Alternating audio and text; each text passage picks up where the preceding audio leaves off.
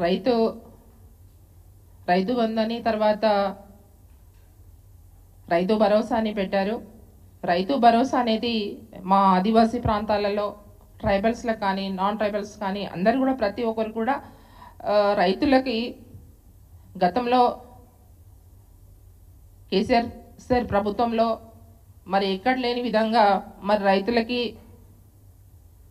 మరి ఆదుకోవడానికి కోసం ఎంతోమంది రైతులు ఆత్మహత్యలు వీళ్ళ కాంగ్రెస్ ప్రభుత్వంలో చేశారు. కాబట్టే గతంలో 40-50 సంవత్సరాలుగా మరి వీళ్ళు పరిపాలించారు.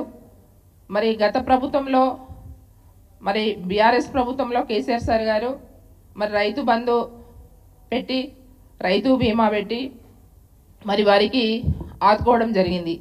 అయితే మొన్న ఏదైతే బట్టి విక్రమార్క గారు ఉప ముఖ్యమంత్రి గారు అన్ని జిల్లాలు కూడా కొన్ని జిల్లాలు తిరిగారు. మా ఆదిలాబాద్ ఉమ్మడి జిల్లాలో కూడా ఉప ముఖ్యమంత్రి గారు వచ్చారు.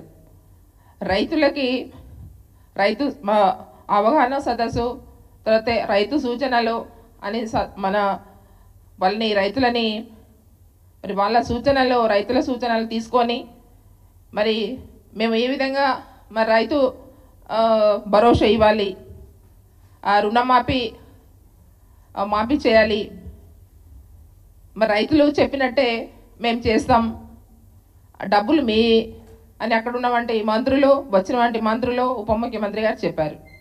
సరే, చాలా సంతోషం మీరు చెప్పిన దాంట్లో. కానీ మేము ఒకటి అడుగుతున్నాం, మరి మేలో ఎందుకు మీరు రైతు భరోసా ఇవ్వలేదు? చాలామంది రైతులు అందరూ కూడా ఎదురు చూశారు.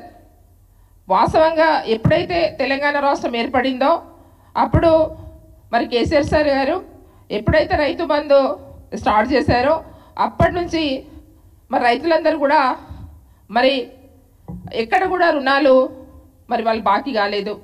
బ్యాంకులో కానివ్వండి, బయట కానివ్వండి, మరి ఎక్కడ కూడా రుణం వాళ్ళు తీసుకోలేదు. చాలా చక్కగా రైతు బంధు తీసుకొని వాళ్ళు మరి పంటలు పండించారు. మరి ఈరోజు మరి మీ మే నెలలో ఎందుకు మీరు రైతు భరోసా అనేది మీరు ఎందుకు ఇవ్వలేదు మేము అడుగుతున్నాం.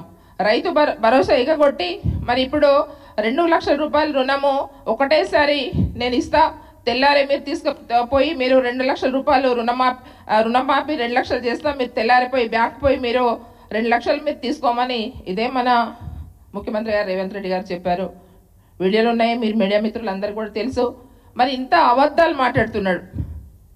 ఇంత అబద్ధాలు మాట్లాడుకొని మరి ఇప్పుడు రైతులకి మరి రుణమాఫీ ఒకటేసారి 2 లక్షలు చేస్తామన్నారు. మరి 2 లక్షలు ఎందుకు చేయలేదు మేము అడుగుతున్నాం.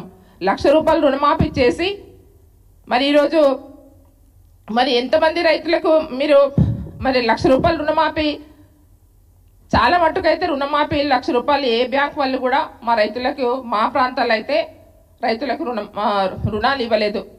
కానీ మేము ఒకటే అడుగుతున్నాం, మీరు విచ్చలవిడిగా ఎలక్షన్లో మరి మీ కాంగ్రెస్ ప్రభుత్వం రావడానికి కోసం మరి చాలా దాదాపు ఒక 100 హామీలు ఇచ్చారు. దాంట్లో మేనిఫెస్టోలో 6 హామీలు ఇచ్చారు. 6 హామీలలో కూడా ఒక్క హామీ కూడా ఇప్పటివరకు నిలబెట్టుకోలేదు. ఒకటి తర్వాత మీరు రైతు